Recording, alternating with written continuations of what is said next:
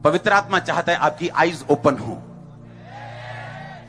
और वो आपको कैसा बनाना चाहता है मैं आपको आज ये बताऊंगा।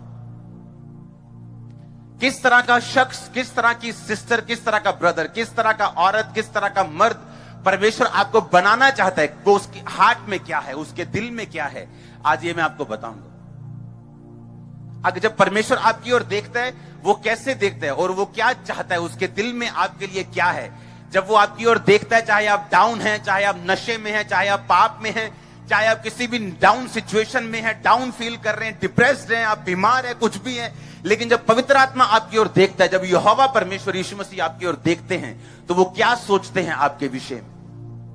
अगर पवित्र आत्मा इन चीजों को जो अभी हुई हैं जाहिर कर सकता है, जो स्क्रीनशॉट मैंने आपको दिए ये हमने नहीं बनाए, जो फोटोज दिखाई ये आज तक चैनल की है, आज की अगर आप उनकी वीडियो खोलेंगे, उनको बैक करके देखो तो आपको ये वहां मिल जाएंगे।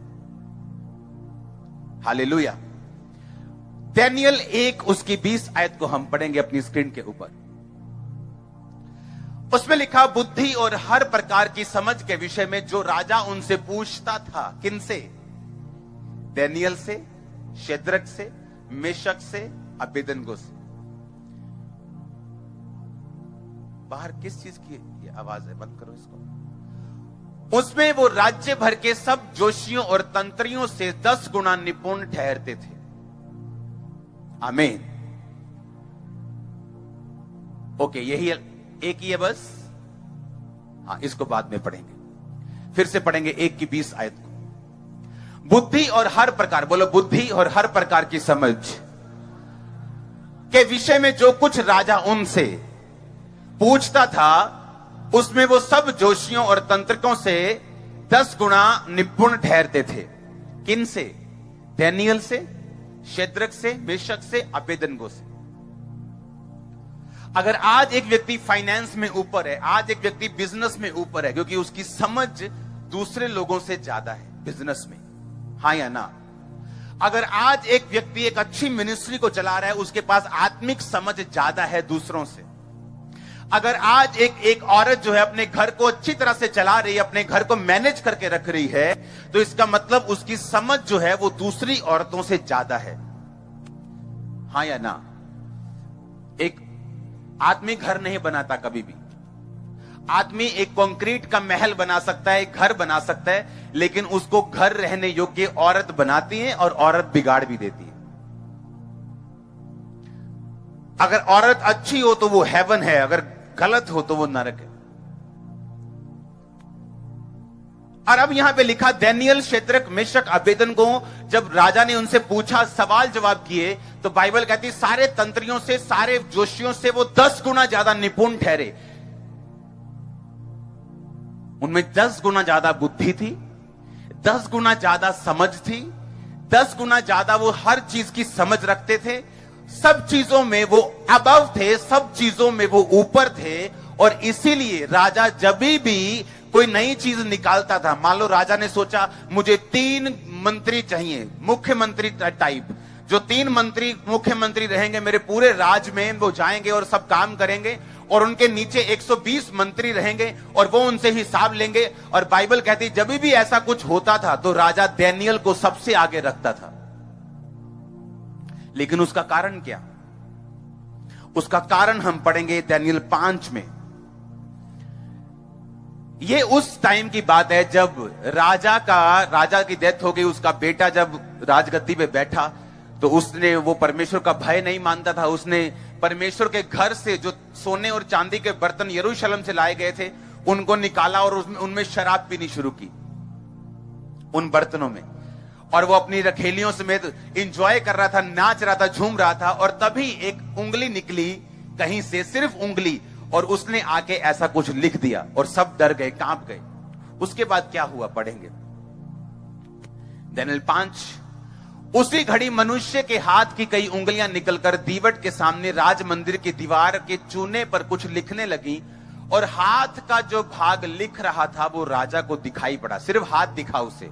हाँ, उसे देखकर राजा डर गया और मन ही मन घबरा गया, और उसकी कमर के जोड़ ढीले पड़ गए और कांपते कांपते उसके घुटने एक दूसरे से टकराने लगे। मतलब राजा ब्रेक डांस करने लग गया। हाँ, आगे बढ़ेंगे। तब राजा ने ऊंचे शब्द से पुकार कर तंत्रियों, कसदियों, सब फ्यूचर बताने वालों को हाजिर करवाने की आज्ञा दी। बेबीलोन के सब पंडित आए। राजा उनसे कहने लगा, लिखा हुआ पढ़ के मुझे कोई बताए और समझाए तो मैं उसे बैंगनी रंग का वस्त्र, यानी उसे लग्जरी कपड़े दूंगा, गुच्ची के कपड़े दूंगा। हाँ, ऐसा समझ आ रहा है लोगों। उसके गले में मैं बड़ी सी सोने की कंठमाला, यानी उसे सोना पहनाऊंगा, और मेरे राज्य में तीसरा वही प्रभुता करेगा। राजा के सब पंडित भीतर आए, परंतु उसको पढ़ ना सके। राजा कोई भी उसको अर्थ ना समझा सका। पहले इस पर बेल शस्त्र राजा बहुत घबरा गया और भय होतुर हो गया, और उसके प्रधान भी व्याकुल हुए, बेचैन हो गए। सारे जितनी उनकी सारी कैबिनेट थी वो बेचैन हो गई। राजा और प्रधानों के वचनों को सुनकर रानी भोज के भवन में आई और कहने लगी, हे राजा, तू युग युग जीवित रहे, अपने मन में ना घबरा और ना उदास हो।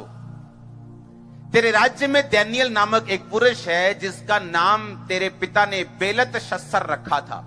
उसमें पवित्र ईश्वरों की आत्मा रहती है। उस राजा के दिनों में उसमें प्रकाश, प्रवीणता और ईश्वरों के तुल्य बुद्धि पाई गई।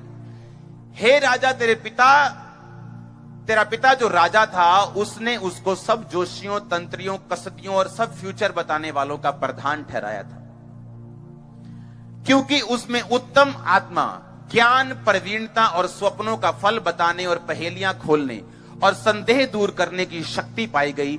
इसलिए अब दानियल बुलाया जाए, वो इसका अर्थ बताएगा। इस 12 आयत को ऐसे लगा रहने देना। आपको समझ आई कि नहीं? जब सारे लोग आए, सब आए, सब तरह के तांत्रिक, सब तरह के आए लोग, और उन्होंने कहा, नहीं, हम इसका अर्थ नहीं समझा सकते। सब डरने लग गए, ब्रेक डांस होने लगा राजा का। फिर रानी को मालूम हुआ मेरा पति ब्रेक डांस कर रहे हैं बिना म्यूजिक के। तो वो आई, कहती, चिंता मत कर, मेरे को मालूम है, लेडीज को सब मालूम होता है क्या हो रहा है इधर उधर।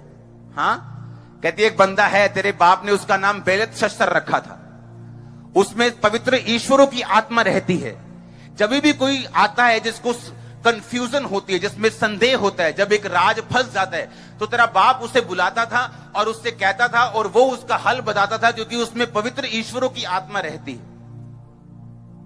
अब हमें मालूम हुआ कि क्यों दानियल दूसरे लोगों से 10 गुना बुद्धिमान था, क्यों दानियल दूसरे लोगों से 10 गुना ज्यादा निपुण था, क्योंकि परमेश्वर का आत्मा उसके अंदर बसता था। इधर वो इधर उधर पानी में तैरने वाला क्रिश्चियन नहीं था।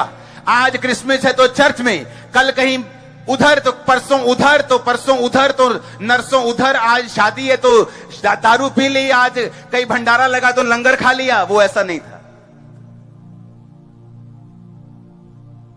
राजा का बंदा आया, कहता ये खाना पड़ेगा। राजा ने स्पेशल डाइट लगाई है, उसमें शराब भी है, उसमें ये फलाना मीट भी है। कहता ये तो बाइबल में मना किया है, मैं नहीं खाऊंगा। तो ऐसा कर, मुझे साग दे दे, मुझे कड़वा साग दे और रोटी दे और पानी दे दे, और 10 दिन बाद मेरा चेहरा जांच। जो लोग ये गंदा खा पी रहे हैं, मेरा चेहरा उनसे अधिक उज्जवल होगा।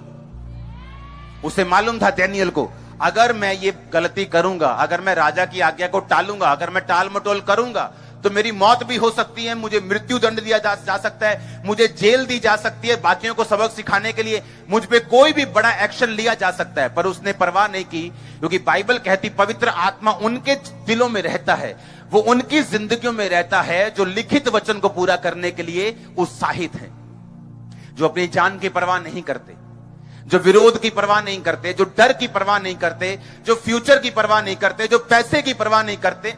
डरपोक लोगों का परमेश्वर कहता मैं परमेश्वर नहीं हूं, डरपोक मेरे राज्य में प्रवेश नहीं कर पाएंगे। परमेश्वर कहता मैं उनके जीवन में नहीं काम कर पाऊंगा जो डरपोक हैं। दानियल ने स्टैंड लिया परमेश्वर के वचन के लिए, कहता ये खाना मैं नहीं खाऊंगा, और तभी से पवित्र आत्मा उसके अंदर बसता था। और तब क्या होता था? अगर पवित्र आत्मा आपके अंदर बसता है तो क्या होता है? अब अपने घर को मैनेज करती हैं दूसरी औरतों से ज्यादा बेहतर, अब अपनी सेवकाई को चलाते हैं दूसरों से ज्यादा बेहतर, अब अपने बिजनेस को करते हैं दूर दृष्टि से, अच्छी तरह देखकर। आप जो भी अपनी लाइफ में करते हैं वो दूसरों से ज्यादा एक्सीलेंट और दूसरों से ज्यादा अच्छा होता है, क्योंकि बाइबल कहती है वो 10 गुना निपुण थे दूसरे लोगों से। आपकी लाइफ में आज एक्सीलेंस आत्मा आ रहा है, एक्सीलेंस का आपकी लाइफ में आज एक्सीलेंट स्पिरिट एंटर कर रही यीशु मसीह के नाम में। आप अगर यहां बैठे, अगर आपके बच्चे यहां नहीं तो भी उनके अंदर एक्सीलेंट स्पिरिट एंटर कर रही यीशु मसीह के नाम में। आज यीशु मसीह का दास होने के नाते मैं आपको प्रोफेटिक वर्ड दे रहा हूं। आज सबकी लाइफ टोटली चेंज हो चुकी है यीशु मसीह के नाम में, बेहतर के लिए चेंज हो चुकी है यीशु मसीह के नाम में। अगर आमीन हो चाहिए आशीष आपकी, मैंने कहा आमीन हो चाहिए आशीष आपकी है।